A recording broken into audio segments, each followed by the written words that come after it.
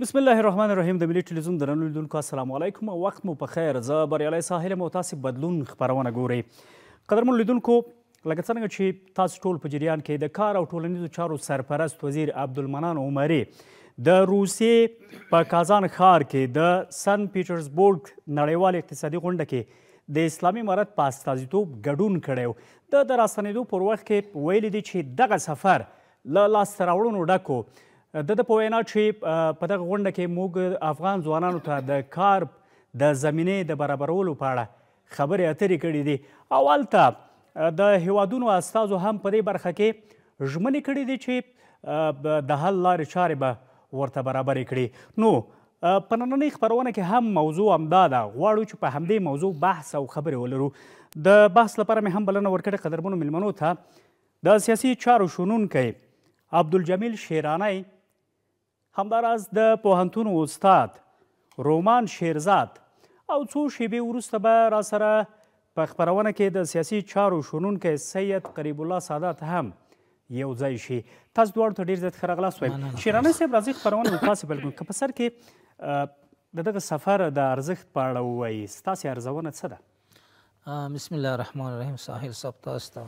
محترم شیرزاد صاحب ته او ستاسې د ملي تلویزیون ټولو تخنیکي همکارانو ته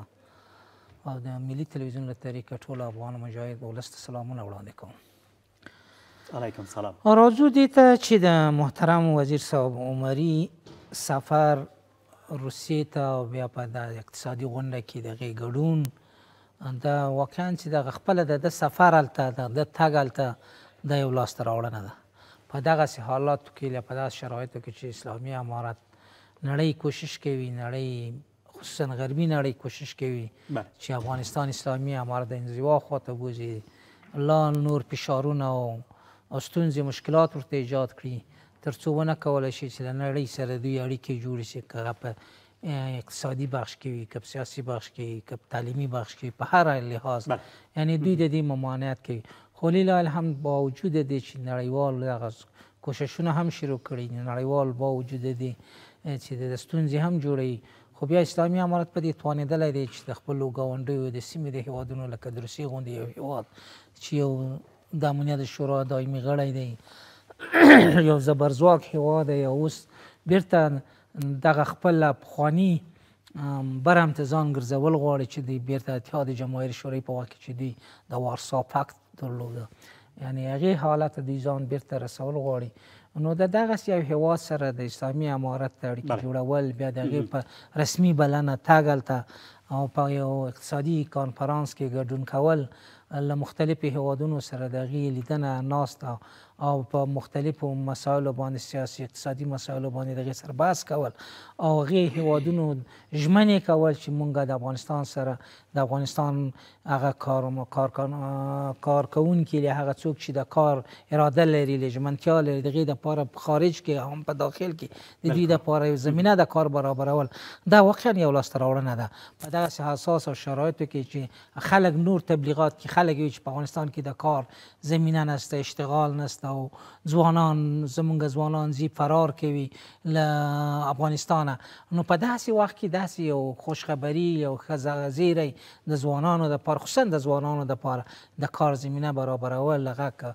بهر خارج له خپل ملک کوي او یا په داخل کې ورته برابرېږي، دا یو واقعا یو ښه لاسته راوړنه. شیرانی صاحب، لکه څنګه چې تاسو وویلې، اوس روسیه هغه هیواد دی چې د ملګرو ملتونو په امنیت شورا کې د ویټو حق لري، ډېر پیاوړی هیواد هم دی. په خپله له روسیې سره که دغه اړیکې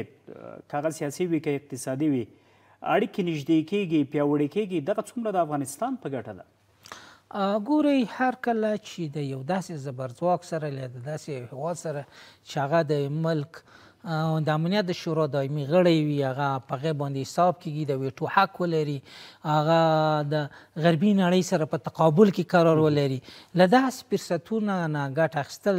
ان اسلامي امارت په کار دی او روسانو ته هم دا فرصت په کار دی. روسان هم باید له دې فرصت څخه کار واخلي تر څو وکولی شي چې افغانستان یو ستراتیژیک جیوپولیټیک ملک دی، ستراتیژیک ملک دی. نو په دې وخت کې په روسانو ته دا په کار دی چې دغسې لابي وکړي اسلامي امارت ته د دې زمینه برابره کړي، که په اقتصادي لحاظ وي، که په سیاسي لحاظ وي، که په ټولو لحاظونو باندې وي چې هغه وکولی شي چې اسلامي امارت سره خپل. نو اوس چې موږ وینو روسان ورځ ته بلې پوره، که تاسو به د پوتین خبرې اورېدلي، د وزیر خارجي خبرې به د کابلوف خبرې به اورېدلي، دا ستاسو چې دوی وایي چې موږ د افغانستان اسلامي امارت یو حقیقت دی، د دې څخه انکار کول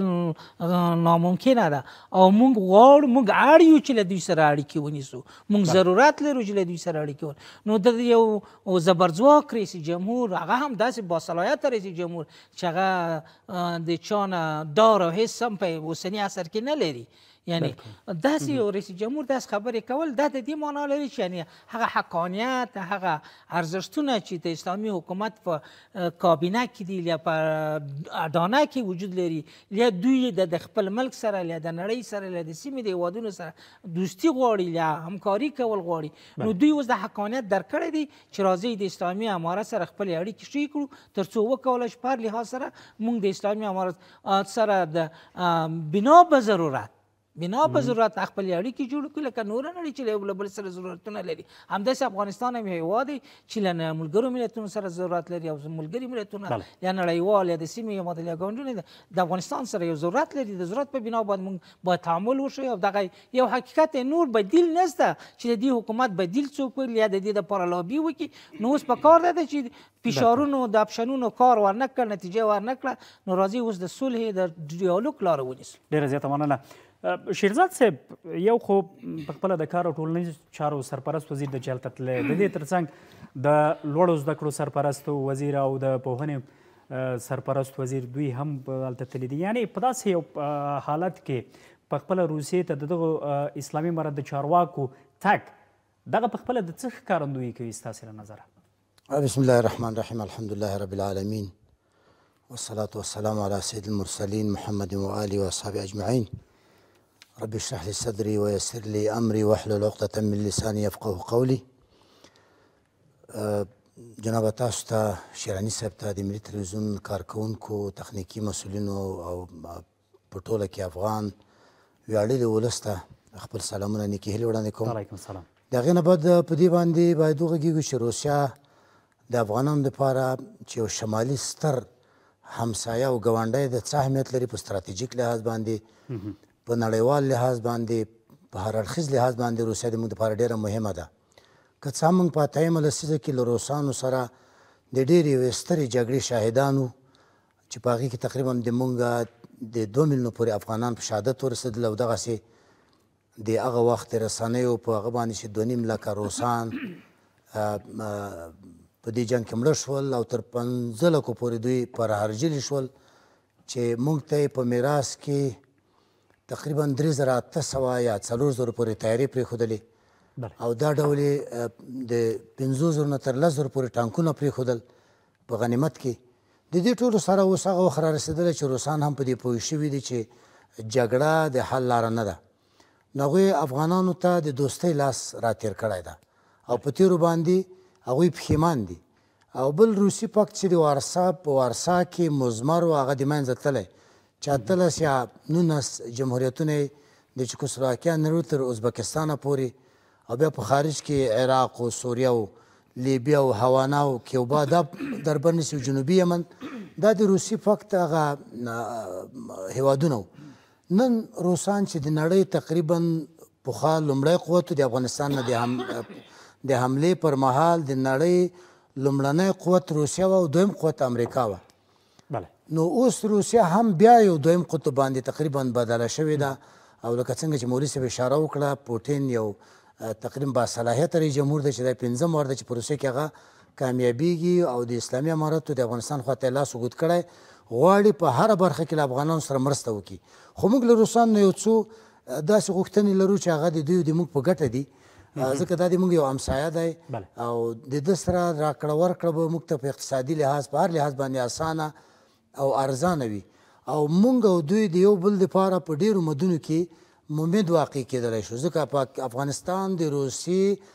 جنوبي دیوال او سرحد او هغه دروازه ده، که چیرې دا دروازه محفوظه نه وي نو ټوله روسیه به محفوظه نه وي. نو روسان د افغانستان په اهمیت پوه شوي چې د افغانستان دغه جنوبي دروازه د روسیې چې ده دا باید همیشه محفوظه وي نو دا د موږ د حکومت یو خوشچانسي ده د اسلامي امارت چې د دې فرصت نه په استفادې سره باید د روسانو نه په ډېرو برخو کې مرسته وغواړي او روسان هم هغه قدم چې روسان سبا اخلي هغه دا قدم دی چې مثلا کومې برخې دي شیرزاد صاحب مهمې برخې مهمې برخې تعلیمي برخې دي زراعتي برخې دي نظامي برخې دي اقتصادي برخې دي ټکنالوژي برخې دي ځکه روسیه په دې کې ایکسپرټ او ډېره با تجربه ده روسیه چې نن دې حد ته رسېدلې چې نړۍ تقریبا لومړی اټومي قوت دی که دویم نه وي نو دا د علم په برکت باندې رسېدلی ټکنالوژي په برکت باندې رسېدلی نو زه دلته یوې نقطې ته اشاره کوم چې تیر کال یا 10 میاشتې دمخه زمونږ 1500 افغان محصلینو د لوړو زده کړو د وزارت په درشل کې امتحان ورکړ چې هغه د افغانستان ټول اول نمرګان او دویم نمرګان وو چې روسیې ته د هوایي زده کړو د نور امنیتي زده کړو دپاره تلل خو بیا د څه تخنیکي ستونزو له وجې نه هغه محصلین لا اوس هم په انتظار کې دي نو زه له دې سټیج نه چې ملي تلویزیون زموږ د ټولو ګډ کور دی د لوړو زده کړو عالي قدر وزیر صاحب ته مې دا یو خواهش دی غوښتنه ده چې دغه 1500 محصلین چې دوی امتحان هم ورکړی دی او تقریبا د دوی پاسپورټونه هم جوړ شوي دي یوازې ویزو ته منتظر دوی انټرویوانې هم ورکړي دي او دوی ټول په خارجي ژبو هم پوهېږي او د افغانستان هغه نخبګان دي اول نمرګان دي نو دوی که روسیې ته د تعلیم دپاره ولېږل شي دا به زموږ دپاره لوی لاسته راوړنه وي یو بله برخه هم کاري فرصتونه دي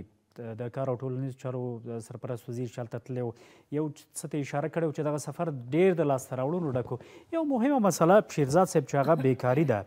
زموږ ډېری ځوانان چې دي اوس هم د بیکارۍ سره لاس او ګریوان دي که دغه ستونزه له منځه ځي دوی ته کاري فرصتونه هم په هیواد کې دننه او هم بهر برابریږي دغه په خپله د هیواد لپاره څومره ګټوره تمامېدلی شي لا شک فرته وکاد الفقر ان یکون کفر و دا فقر چې د کفر ته یو نږدې شی ده او پیغمبر صم چې همیشه دعا هم غوښتې ده اللهم انی اعوذ بک من الکفر والفقر واعوذ بک من عذاب القبر نو د پیغمبر صم د فقر نه د کفر نه او د قبر له عذاب نه همیشه پناه غوښتې ده فقر هغه څه ده چې له دې دروازې نه دښمن د ننوتلو ډېر چانس پیدا کوي کولی شي چې په موږ کې عسکرګیري وکړي کولی شي په موږ کې جاسوسان پیدا کړي کولی شي چې موږ کې تخریبي عمل ترمنځ کړي تر هغه چې موږ ملت هوسا او آرام ساتو یو مړی ډوډۍ ورته پیدا کوو کاري فرصتونه ورته پیدا کوو نو د دښمنانو د ښکار نه به دا وژغورل شي نو دا چې روسیه زموږ یو ستر او لوی همسایه ده او ډېر پراخه ځمکه لري یعنې نړۍ ته تقریبا 80% غنم روسیه برابروي دا اوکراین برابروي چې اوس پکې جګړه ده روسیه هم دومره 80% تیل برابروي غوړ برابروي هر څه کې د روسانو سره نیک روابط او د دوی د تیر باندې پښیماني د موږ دپاره یو چانس ده چې نن هلته یو باصلاحیته رئیس جمهور دی او د کار او ټولنیزو چارو عالي قدر وزیر چې روسیې ته تللی دا سفر له لاسته راوړنو ډک دی او هغوی خپل هم په خپل خبري کانفرنس کې ویلي چې په ډېرو مدونو کې موږ د روسانو سره یعنې داسې ضمني موافقو ته ورسېدو چې هغه افغانانو ته په روسیه کې د کار فرصتونه برابرول دي همداسې د تعلیم فرصتونه همدغسې په نورو ډېرو برخو کې د تجارانو دپاره لاره برابرول دا ستر فرصت ډېره زیاته مننه بېرته درته راګرځم شیراني صاحب تاسو ته راځم اوس که راشو په دې باندې بحث وکړو چې د افغانانو لومړیتوبونه ډېر دي یو ډاډمن امنیت و چې هغه اوس په ټول افغانستان کې ډاډمن امنیت راغلی دی او دا ډېره غټه لاسته راوړنه ده بل لکه څنګه چې ډېری ځوانان دي چې هغوی هم یوازې همدا خبره کوي چې که چیرې کاري فرصتونه برابریږي نورو هیوادونو ته په قاچاقي ډول حتی د افغانانو د تګ مخه هم نیول کیږي دغه څومره مهم بحث ده چې دغه مشکل باید حل شي چې هم په هیواد کې دننه هم لکه د روسیې غوندې نور هیوادونه هم مثلا میدان ته راودانګي او په دغه برخه کې له افغانانو سره همکاري وکړي ګورئ د اسلامي امارت او د هر حکومت یو لوی مسؤلیت همدغه وي چې هغه د خپلو ځوانانو دپاره د خپلو قدرونو دپاره د کار د اشتغال زمینه برابره کړي تر څو وکولی شي چې خپل خلک بیکاره نشي د خپلو خلکو دپاره د یو حلاله ګوله پیدا کولو روزي رسولو دپاره دوی د خپلو وګړو دپاره د خدمت مصدر وګرځي نو با وجود دې چې دا د هر حکومت مسؤلیت دی خو خصوصا د اسلامي حکومتونو دا لوی مسؤلیت دی اسلامي حکومتونو ګوره که موږ صدر اسلام ته لاړ سو موږ د صدر اسلام تاریخ وګورو او موږ د هغې دعوه کوو چې موږ عمري عدالت راولو نو موږ باید په عمري عدالت که 100% نه 50% خو باید تکمیل کړو 50% باید موږ هغې ته کار وکړو نو هغه امکانات به نه وي موږ به کوشش کوو زموږ حکومت به کوشش کوي خو با وجود دې کوشش به بیا هم هغه امکانات نه برابریږي خو موږ د دې مسؤلیت لرو د دې مسؤلیت زموږ په غاړه دی د دې حکومت په غاړه دی د نظام په غاړه دی چې د ټولو وګړو د پاره د کار زمینه بار نو و چې لله الحمد اسلامي امارات په دې هاند او هڅه کې دی تر څو د ګاونډیو هیوادونو سره د سیمې د هیوادونو سره د لرې هیوادونو سره اوس مثال د خبرې د چین سره زموږ اړیکې ډېرې ښې دي په اقتصادي لحاظ د روسیې سره زموږ اړیکې ډېرې ښې دي مثال له ترکیې سره زموږ اړیکې ښې دي د ازبکستان سره ترکمنستان سره قزاقستان سره د حتی ایران سره د پاکستان سره مو نسبتا کله کله ترنګلې سي کله ښې وي نو موږ اسلامي امارت کوشش کوي چې دغه زمینه برابر کړي حتی د عربي اماراتو سره د نورو هیوادونو سره اوس د خلیفه صاحب تګ هغه ته متحده اماراتو ته هلته د لاسته راوړنو یو سفر و چې په هغې کې ژمنې وشوې چې موږ به ستاسو دپاره د ویزو سهولتونه برابرو د ځوانانو دپاره به د کار زمینه برابرو د سرمایه ګذارۍ دپاره به د پولیسو د ډیجیټل کولو دپاره به زمینه برابرو یعنی هغه ژمنې وشوې چې هغه اسلامي امارت کوشش کوله چې تر څو د دغې سره وکولی شي تر څو هغه خپلو ځوانانو ته هغه خپلو کدرونو ته د یو کار زمینه بار نو و چې دغه د وزیر صاحب د کار امور اجتماعي سفر هغه هم د یو قوي هیواد چې هغه روسیه ده زموږ کله نږدې ګاونډی نه دی خو زموږ سره د سیمې په اصطلاح ګاونډی دی زموږ نږدې ګاونډی دی د یو زبرځواک په توګه له هغې سره زموږ دغه سفر کول او هغه په ډېر خوش طبیعت په ښه بلنه ورکول هغه مجلس له په هغې اقتصادي پلټفورم کې د هغې ګډون هغې هلته د هغې خبرې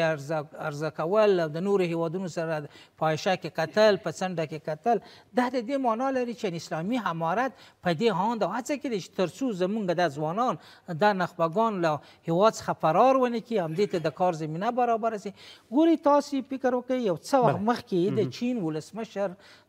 تاسې به هم دا خبره اورېدلې وي چې د یو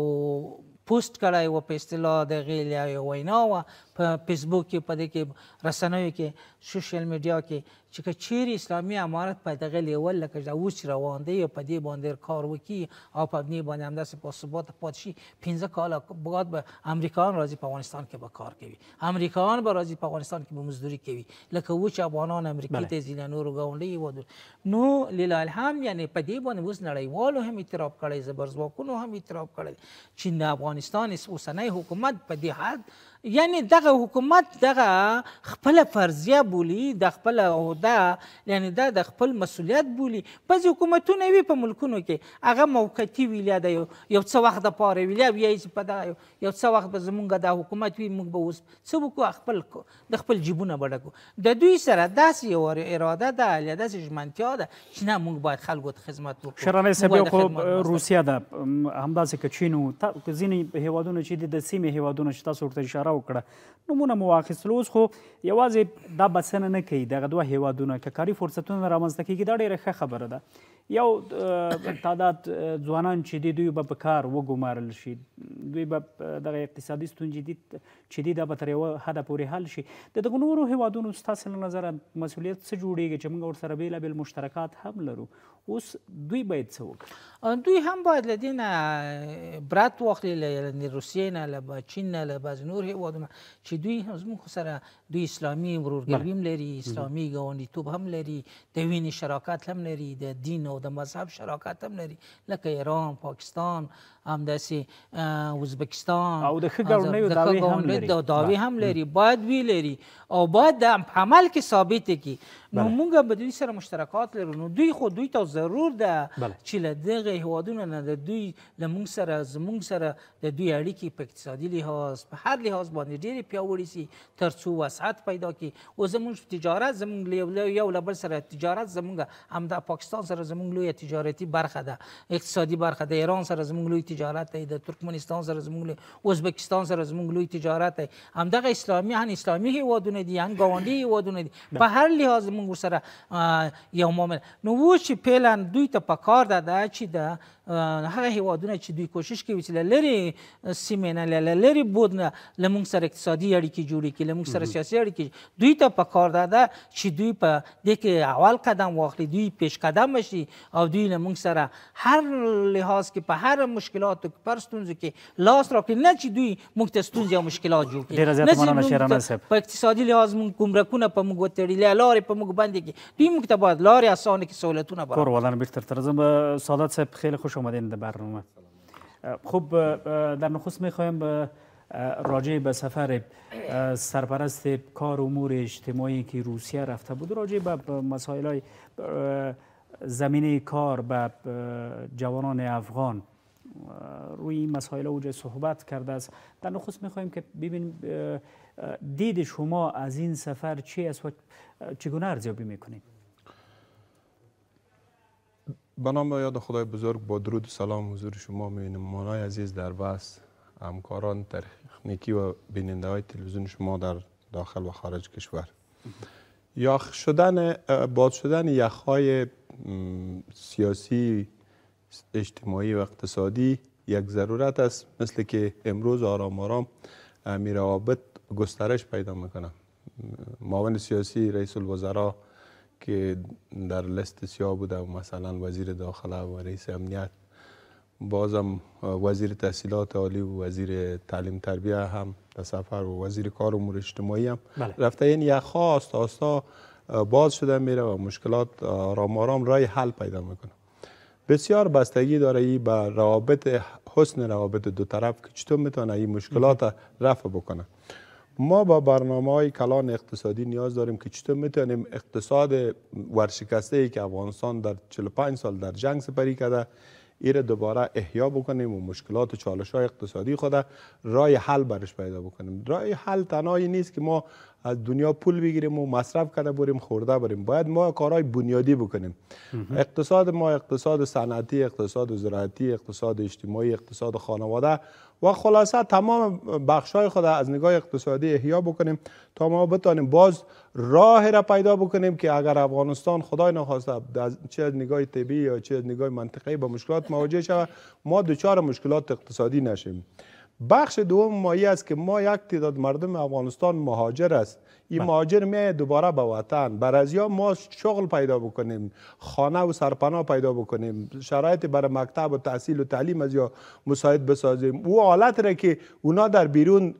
دیدن، مثلا آب بوده، برق بوده، سرک بوده، کودکستان بوده و خلاصه همه چیزی را که در مهاجرت برشان مهیا بوده، او را ما دوباره در افغانستان مهیا بسازیم و ما کشورها حداقل اگر برابری نمیکنیم تا یک اندازه مشکلات مرفع شود. دوم شرایط تحصیل بر از اونا آماده بکنیم که چطور بتونیم با کشورهای همسایه، دوست و کسایی که علاقمند است ما بتونیم شرایط تحصیلی رو که مثلا افغانستان برابری بکنه مثل با کشورهای دنیا. کشورهای همسایه ما اکثریت از 50% بالا تحصیل یافته دارن و ما متاسفانه پایینتر از 50% هستیم. ادارات افغانستان خصوصا ادارات دولتی مثلا در 34 ولایت ما در جای بساط پانتونات، در جای بساط انستیتوت و در جای هم در بساط مدارس و بعض ادارات نهادهای دیگه است. این ما شرایطش برابر بسازیم. از نگاه تبادل امنیتی که امروز امنیت تکنولوژی است، امنیت دوربین است، امنیت کامرا است، امنیت ساتلایت است. این ما آگاهی نداریم. چطور میتونیم با کشورهای همسایه رابط خود حسنه بسازیم، نیک بسازیم، اونا را وادار به بسازیم که بیاین ما را در این عرصه همکاری بکنن مثل سیستم ترافیک. روی این مسئله هم بحث شده، روی مهاجرین افغان مقیم روسیه یا کشورهای دیگه از اونجا بحث صورت گرفته. خب یکی بحث از که مثلا افغان‌ها پس برگردن به کشور خود، این یک موضوع کاملا جداست. خب شرایط فرق میکنه، فعلا مشکلات زیادی است. افغانستان به تازگی از جنگ برآمده و آهسته میخواهد که به پای خود ایستاده شود. خب بحث این است که در آنجا مشکلات خیلی زیادی داره افغانای ما که در روسیه که هستن، مقیم روسیه هستن، روی موضوعات هم صحبت شده. چقدر میتونه همچون نشست ها و گفتگوها که هستن راجع به این مشکلات و حل این مشکلات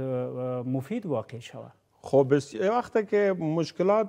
میتواند یک هموطن ما و شما در روسیه هست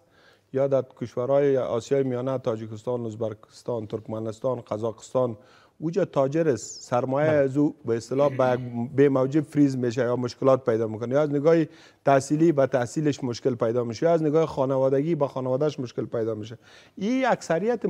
موضوعات وزارت خارجه است که وزارت خارجه یک پالیسی بسازه برای تمام ادارات این را توضیح بکنه. مثلا اداره تحصیلات عالی کدام سیستم های خود اولویت بندی بکنه که ما چقدر میتونیم محصلین داشته باشیم در سطح دکترا با کدام کشورها، کدام تعداد محصلین داشته باشیم به سطح ماستر با کدام کشورها، کدام سیستم تعداد محصلین داشته باشیم به سطح لیسانس، و یا خلاصه از مسائل دینی یا مثلا جامعه الازهر و جامعه المدینه و بعض مدارس دیگه.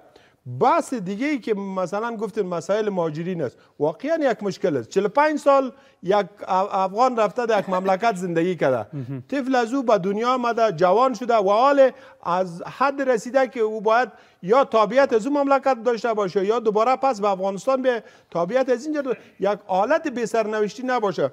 قوانین کشورها فرق میکنه. مثلا در جرمنی یک قانون است که تا 10 سال هم تابعیت کارت آزاد تو رو دادن نمیتونه، یا مثلا در فرانسه یا بعض کشورهای روسیه مثل که او روز از مجبوریت بعض افغانا بعض خطاها یا اشتباه را میکنه. مثلا به نام بدل رفته عربستان،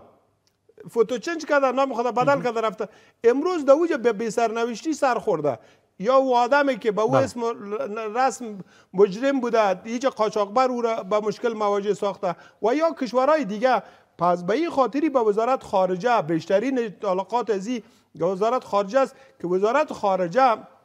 در بخش‌های مختلف برای ادارات دولتی اولویت بندی کنه، استراتژی بسازه که کدام کارا در اولویت خود قرار بده، مشکلات بررسی شه، مشکلات مهاجرین، مشکلات تجار، مشکلات امنیتی. امروز که اگر از نگاه روابط خارجی ما بیشتر صدمه میبینیم از پاکستان است. مسائل تجارتی ما را میره دمرچ میزنه، مال تاجر در بندر کراچی میمانه، تاریخش اکسپایر میشه، وقتی که در افغانستان میایه در بندر افغانستان او را اجازه نمیده، میگه مال تو تاریخش تیر شده. اون مال خود تاریخ تیر شده از خریداری نشده، او را پاکستان موانع خلق کرده که همون کار بکنه. یا مثلا در ترکیه مشکلات داشته باشیم، یا مثلا در ایران مشکلات داشته باشیم، و یا هم یعنی به خاطر منافع مملکت خود قزاقستان از تمام مسائل عبور میکنه، نه مصلحت امریکا رو میبینه، نه ملل متحد، نه روسیه رو. مگه اینجا منافع است، من میخوام به اصطلاح راه تعامل با امارت اسلامی باز بکنم، یعنی لست سیاهی که مثلا ملل متحد و کشورها داشت، مگه من این قبول ندارم، من منافع خود قبول دارم. پس ما هم باید همین فکر بکنیم که چطور میتونیم منافع خود در کجا تعریف بکنیم و بر منافع خود فکر بکنیم و ملت خود، مردم خود به آسایش و آرامش و خواستهاش برسه. خیلی ممنون، برمیگردم. شیرزاد صاحب، تاسو ته راځم. اوس دغه د افغان مهاجرینو همداسې تحصیلي تعلیمي همداراز د افغان سوداګرو مسایل دا هم ډیر جدي موضوعات دي چې زموږ افغانان په ډیری هیوادونو کې ورسره لاس او ګریوان دي. ستاسو نظر دا څومره جدي ستونزې دي او باید دغه ته څه ډول رسیدګي وشي تر څو په دغه هیوادونو چې دي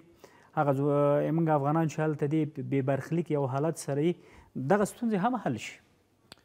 د دې سوال په جواب کې باید ووایو چې د 40 کالو جنګونو په درشل کې همسایګانو سره زمونږ د تګ راتګ دا زمینه ډېر اسان وه، خصوصا پاکستان او ایران سره، چې هغه وخت کې دوی له موږ نه دغه حتی ځینې ګمرکي شیانو د ویزو دا مسایل پورته کړي وو. خو وروسته د جمهوریت په دور کې، خصوصا د ډاکټر اشرف غني په دور کې د پاکستان سره د وروسته د اغزن تار د غځولو نه دغه د ویزې او د پاسپورټ پروتوکول امضا شو، چې د یو ستره ستونزه افغانانو ته د تجارت، تعلیم او د مهاجرینو په بازګشت کې یو ډېره ستره ستونزه پیدا کړه. حتی هغه مهاجرین چې اوس د پیارو کارت هم لري نشي کولی له تورخم نه راتیر شي، نو پخوا یې کولی شي په تذکره باندې هم راشي. او دا د موږ او د همسایه ملک ترمنځ داسې یو پروتوکول و چې تر هغه چې د فرضي کرښې مسله حل شوې نه وي نو د ویزې مسله به هلته نه رامنځته کېږي. متاسفانه دا کار په جمهوریت کې وشو. دا ډېر یو ستره ستونزه را منځته کړله چې نن په زرګونو افغانان په قطارونو کې ولاړ دي او ځان ته پاسپورټونه اخلي او بیا په ډېره لوړه بیه باندې آنلاین او غیر آنلاین ویزې اخلي. نو په دې مد کې زمونږ لکه چې استاد اشاره وکړه، خارجه وزارت علي قدر وزیر صاحب نه مو هیله ده چې له همسایه ملکونو سره او د نړۍ د ټولو ملکونو سره د پاسپورټ او د ویزو د اسانتیا او د مسلې ته یعنې جدي توجه وشي، دا مسله حل شي. که هغه د محصلینو د سکالرشیپونو مسله ده او یا د تاجرانو لپاره د پانګونې دپاره چې بهر ته ځي یا تجارت کوي یا د متبادل تجارت لاره غوره کوي، د ویزو مسلې باید حل شي. خصوصا روسیه اوس موږ سره چې بیخي یو نږدې همسایه ده او تازه په تازه موږ له روسیې سره دغه زموږ یو هیئت موجود دی. یو هیئت بیرته کابل ته راغلو. دا ډول عربي اماراتو ته د امیر المؤمنین لومړی معاون او بیا د استخباراتو رئیس ښاغلی وثیق صاحب، همدغسې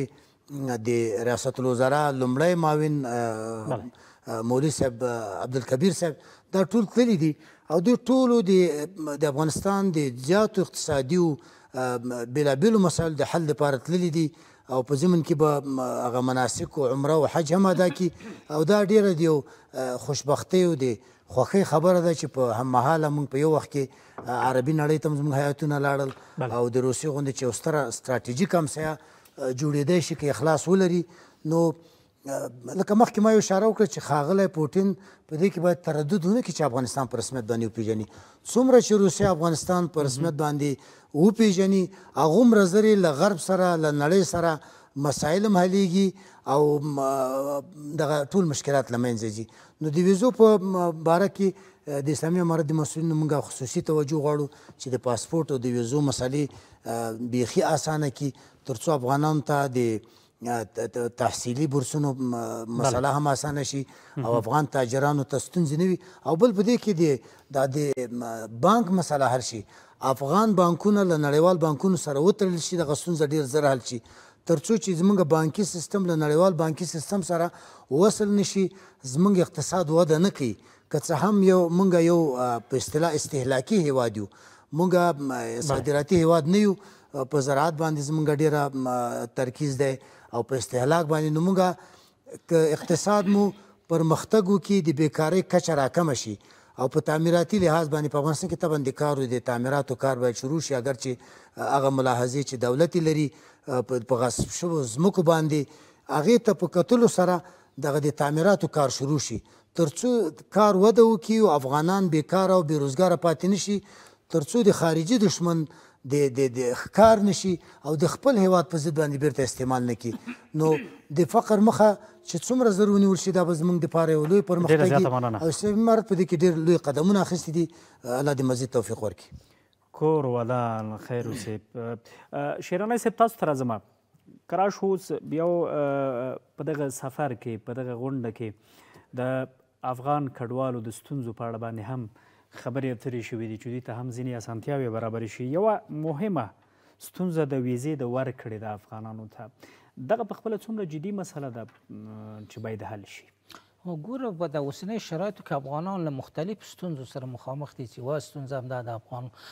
افغان مهاجرو ستونزه ده چې هغه د ویزو ستونزه ده. زموږ نشو کولی چې د نورو ملکونو سره په ډېر زر وخت کې هغه نور ملکونه چې کوم ویزو ته لاسرسی لري له پاسپورټ ته لاسرسی لري، افغانان هسې لاسرسی نه لري. دا وجه څه ده چې موږ له دنیا سره تعامل نه لرو، رسمي اړیکې نه لرو. زموږ رسمي اړیکې نه لرو، موږ د هغې سره په بین المللي اړیکو کې مشکلات ستونزې لري. داسې بانکي سیستم زموږ په اصطلاح د نړیوالو فلج دی. له نړۍ سره موږ تاجر نشي کولی چې هلته خپلې پیسې سپانسر کړي او نورو هیوادونو ته یې ولیږي او له نورو هیوادونو یې بیرته افغانستان ته سپانسر کړي. یعنې دغه یو لوی ستونزې دي، خصوصا هغه افغان مهاجر چې هغه په ګاونډیو هیوادونو کې له سیمې په لرې هیوادونو هیوادونو کې دغه د پاره د کار د راتګ زمینه برابر کړي، دغه د کار د پاره هغه ملکونو ته قناعت ورکړي، خصوصا پاکستان او ایران ته چې په دغه اساس واقع چې افغانستان نور مشکلات او ستونزو سره مخامخ دی په جبرانه توګه یا هغه چې قانوني اسناد لري هغه مهاجرو ته باید له هیڅ خودداري وکړي، هغه افغانستان ته راونه لېږي. بیا یې کرالګي هم په ظلم، جبر او په وحشت سره په چې د دوی په کورونو چاپی وي، د دوی مالونه استردادوي، د دوی پیسې کنګل کوي، د دوی څخه مالونه اخیستل کیږي، بیا په ډیر وحشت سره په ډیر ناروا توګه دوی خپل مرز څخه افغانستان ته راړوي. نو دغه مشکلات باید د ستونزې باید وزارت خارجه له پاکستان سره، له ایران سره، له نورو هیوادونو سره چې زموږ مهاجر هلته پراته دي او مهاجر د تګ و راتګ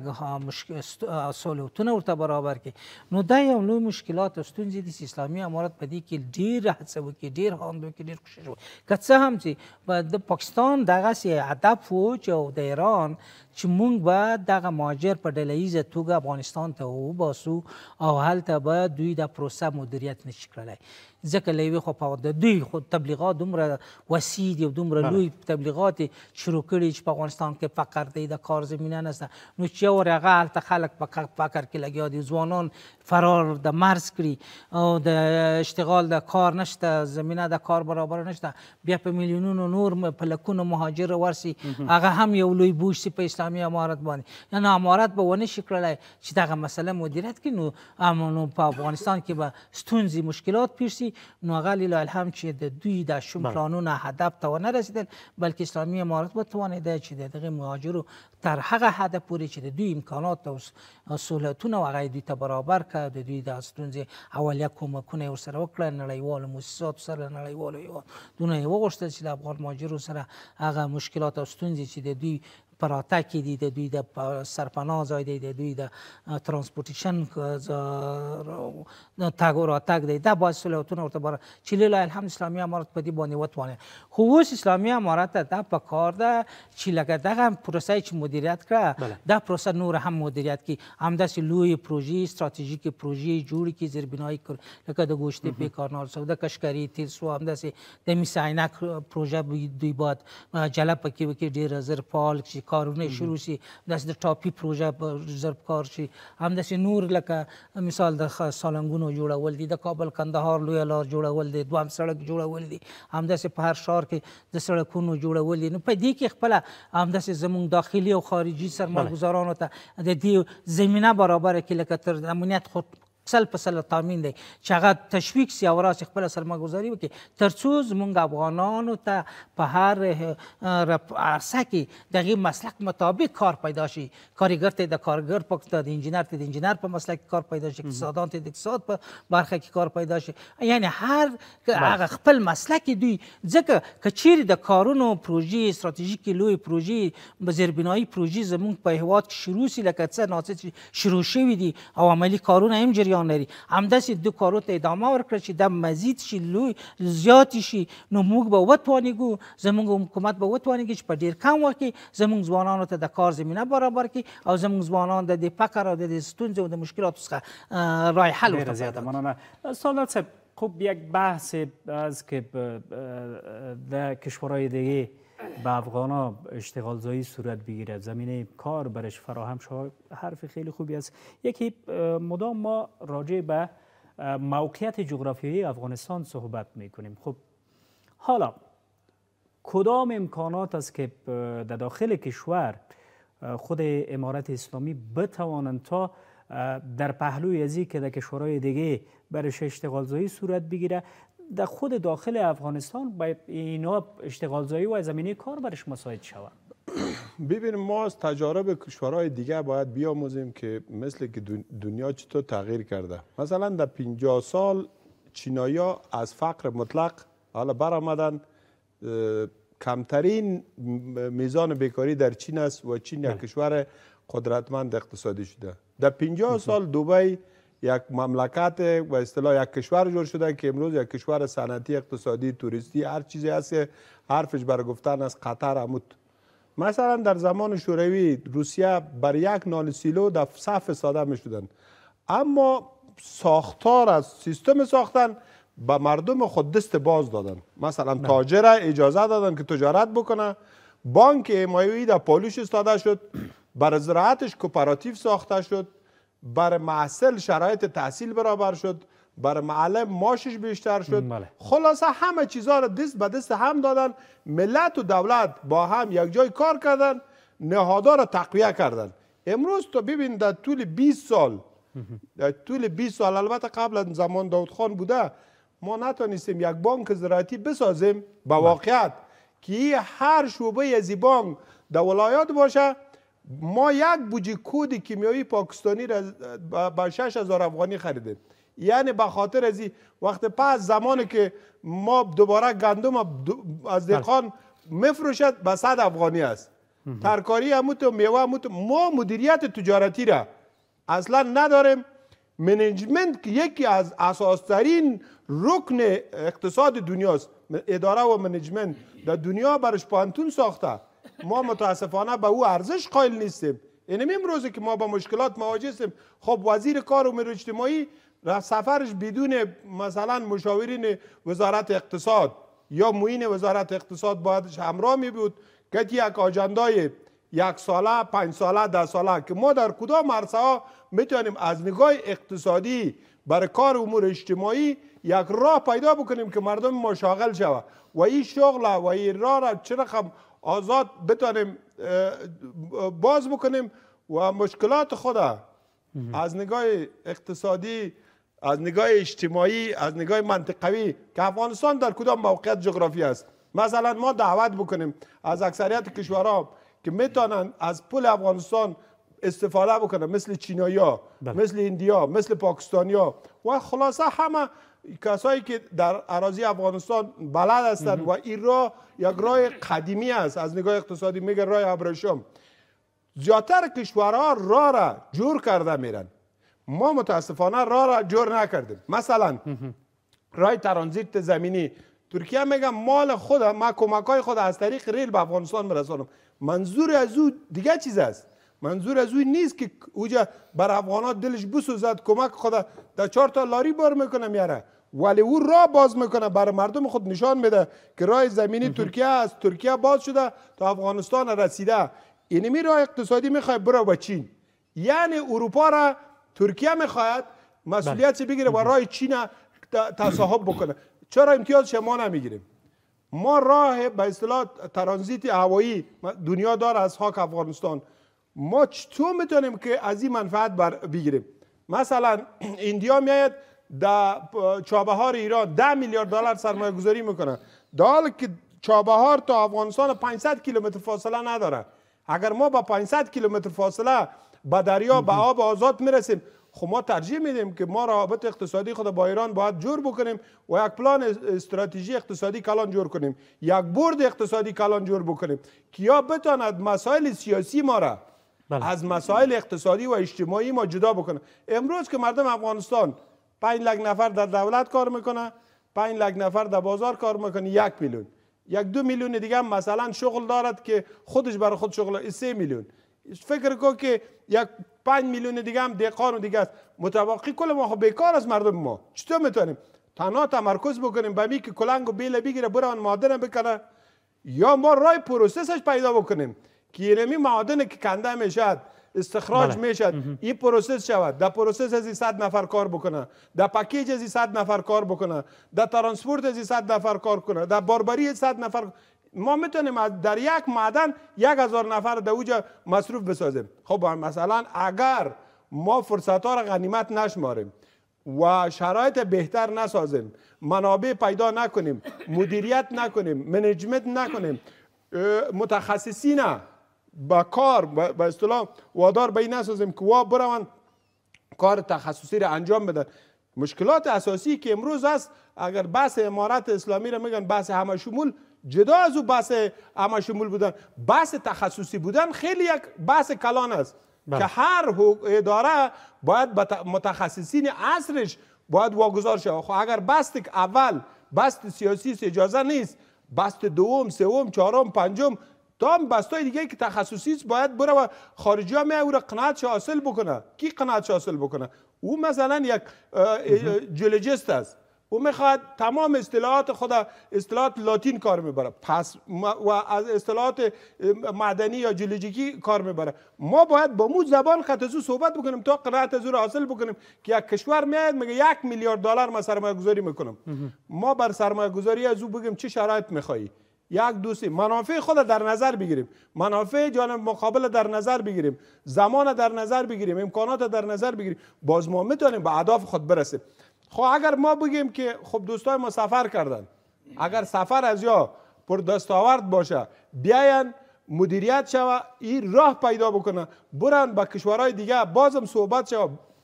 تبادل رفت آمد شوه. خیلی ممنون. و اینجا در افغانستان هم باید تشویق شود تا بیایی جا منظور مهمی است که ما بخشای خود کلش کاتگوری بندی کنیم، زراعت خود، معدن خود، مثلا نیروی بشری خود. نیروی بشری سرمایه است در دنیا. حالا امروز جرمنی شکایت از چی دارد؟ جرمنی شکایت دارد که ما با نیروی کار ضرورت داریم، نیروی کار فنی ندارد، یعنی نیروی جوان ندارد. اما در افغانستان نیروی جوان فریمان است.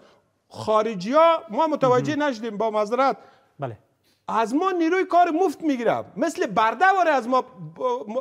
کارگر میگیره. میگه برده ها، ما برده های اقتصادی شده، در حالی که اگر قوانین کار باشه با این کارگر که میره در کشورهای دیگه باید بیمه شود، این رخصتی داشته باشه، این شرایط بهتر زندگی داشته باشه، یا آزادی خود داشته باشه. ما میریم در هر کشور میریم مثل برده زندگی میکنیم. یک کس دوست ما با ما صحبت کرد که ما در ترکیه میریم در کوه چوپانی میکنیم پټ حکومت، در حالی که ترکیه با مو نیرو نیاز داره، قانونی هم کار ما میتونیم. یا مثلا میرن در کشورهای عربی در چاهای نفت و چاهای به اصطلاح بدرفت در زیر زمین کار میکنه. چرا؟ ما مشکلات داشتیم. وقتی که امروز فرصت پیدا شده و شرایط بهتر شده، پس ما باید بهتر فکر بکنیم و بهتر عمل بکنیم. خیلی ممنون. شیرزاد صاحب رښتیا هم یو مهمه موضوع سعادت صاحب ورته اشاره وکړه، موږ ډېر ښه کادرونه چې دي تحصیل کړي ځوانان هغه چې دي اوس نورو هیوادونو ته یې مخه کړې ده په قاچاقي ډول یا ځینې نورې لارې چې دي که هغوی غواړي هم هلته د قبولۍ ځینې شرایط چې دي لکه داسې یو مثال لري لکه د غلامۍ یو ژوند. اوس دغه ځوانه نیرو، دغه ځوان قدرت چې د ځوانان چې دي چې دا د یوې ټولنې د ملا د تیر حیثیت هم لري، دغو دپاره په خپل افغانستان کې څه ډول یو میکانیزم به جوړ شي تر څو دغه شته امکانات چې موږ لرو، یو غټ نعمت چې هغه ډاډمن امنیت ده چې هغه خدای راکړ، نو اوس له دغه فرصت څخه لکه سعادت صاحب چې ویلې څه ډول باید استفاده وشي تر څو موږ حتی دې ته هم اړ نه شو چې یو بل هیواد ته ورشو هلته کښېنو ورته ووایو چې دا زموږ ځوانان دي دا بیکاره دي، باید دوی ته د کار زمینه دلته برابره شي. سر دې سوال په جواب کې چې زموږ اکاډمیکه برخه چې کومه ده، کوم متخصصه برخه ده، که هغه انجینران دي او که ډاکټران دي، که زراعتي انجینران دي، که تعمیراتي انجینران دي او که په میډیکل کې سپیشلستان دي، دا ټول موږ باید احتوا کو په داخل د افغانستان کې. لکه ساده صاحب اشاره وکړه چې د معلم ظرفیت مو اوچت کو، اقتصاد مو اوچت کو. نن په افغانستان کې د معلم یا د ښوونکي تنخواه تر ټولو نه له یو پیاده سره تقریبا برابره ده. موږ اورېدلي چې په جاپان، فرانسه، جرمني کې معلم د رئیس جمهور په اندازه باندې تنخواه اخلي. نو تر هغه چې موږ معلم موړ وساتو په هغه کچه به زموږ تعلیم پرمختګ کوي، او په هغه کچه زموږ تعلیم پرمختګ وکړي نو زموږ اقتصاد پرمختګ کوي. ځکه لکه چې سادات صاحب ویلي چې دا د ټکنالوژۍ عصر ده، دا د کمپیوټر عصر ده، دا د ژبو، دا د ډیجیټل عصر ده. په دې ډیجیټل عصر کې چې موږ اکاډمیک معاصر متخصصین ونه لرو، له نړۍ سره دا سفر نشو کولی. لکه مثلا مثال راوړو بانکي تعاملات چې دا ټول ډیجیټل دي، په یو بټن باندې میلیاردونه واردېږي او په یو بټن باندې میلیاردونه صادریږي. نو دغې ته باید زیاته توجه وکړو. خپل او بل د کار کچه موږ څنګه راکمولی شو چې خپل سرمایهداران تشویق کړو په داخل د افغانستان کې سرمایه پانګونه وکړي، د دوبۍ په ځای په افغانستان کې وکړي، د جرمني او ترکیې په ځای دلته پانګونه وکړي. بل موږ یو درې د افغانستان د اقتصاد او د بحري لارو په مقابل کې یو درې ستر ستونزې لرو چې هغه درې هیوادونه مشخصا زه نوم اخیستلی شم چې پاکستان، تاجکستان او ایران ده. او دا د انګریز د منحوس په وجه باندې افغانستان له بحر نه لرې ساتل شوی په وچه کې یو محاصره هیواد دی که څه هم له خزانو نه ډک دی خو موږ بهر ته لاره نه لرو هلته یې د ډیورین مسله رامنځته کړه هلته یې د پنجدیو د سیحونو جیحونو د امو مسله یې رامنځته کړه او د دې درې هیوادونو سره موږ د اوبو ستراتیژیک پرابلم لرو چې که هغه حل نشي موږ اقتصادي پرمختګ نشو کولی لکه سعادت صاحب چې چابهار ته موږ ضرورت نه و که چېرته په ګوادر کې موږ ځای درلودلی چې ګوادر د موږ متنازفي ځای ده او موږ هلته باید برخه ولرو یعنی په تاریخي لحاظ باندې په جغرافي لحاظ باندې خو دا چې له همسایه ملک سره زموږ دا مشکل حل نه دی موږ د ګوادر او د کراچۍ له بندرونو نه محروم یو زموږ مشکل شاید د هندوستان سره دومره نه وي له چین سره نه وي خپله له روسیې سره نه وي له امریکا سره حتی زموږ دومره مشکلات نشته زموږ اساسي مشکلات اقتصادي چې دي هغه له پاکستان ایران او تاجکستان سره دي که له دې هیوادونو سره موږ یو ستراتیژیک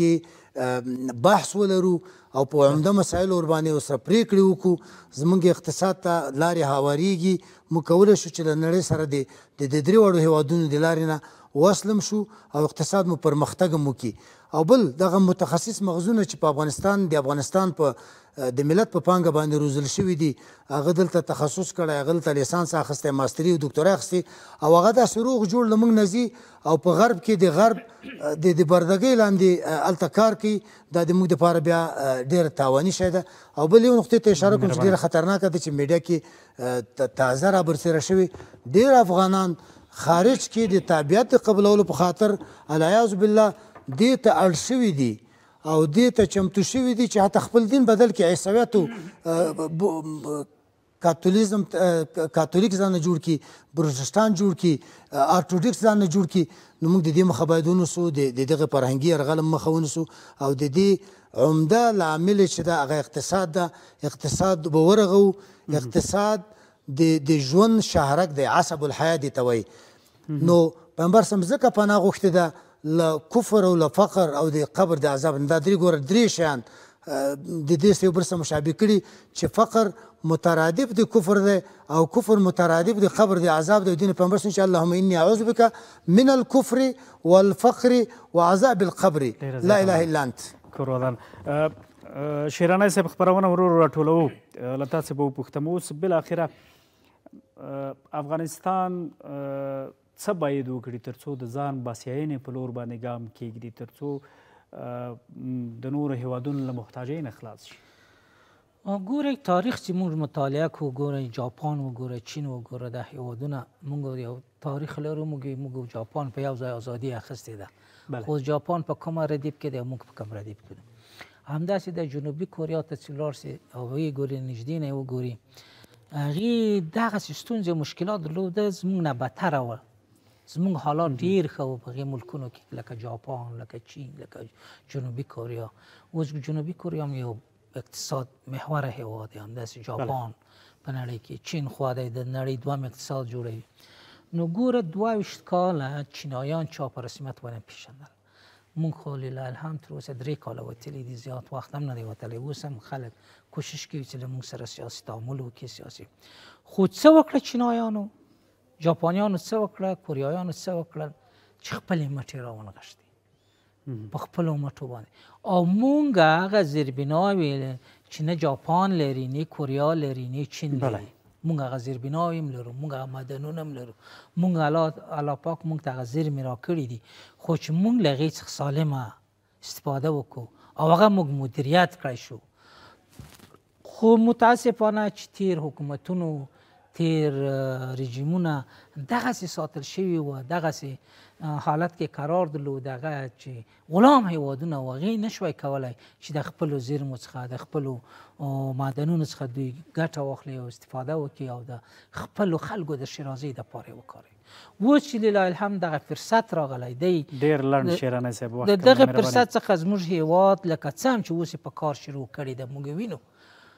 زمونږ اکثره معدنونه خارجي سرمایه‌ګزارانو ته داخلي سرمایه‌ګزارانو ته په داوطلبۍ ورکوي او حتی په هغې باندې دا شرطونه یې ایښودل کېږي چې زمونږ اوس له تاسو سره پانګونه به تاسو پانګونه کوي اوس د چین بعضې لوی لوی شرکتونه دي لکه د کشکري په تیلو کې بعضې نورو کانونو کې دوی شوق لري چې دوی هغه وکړي سرمایه‌ګزاري خو اسلامي امارت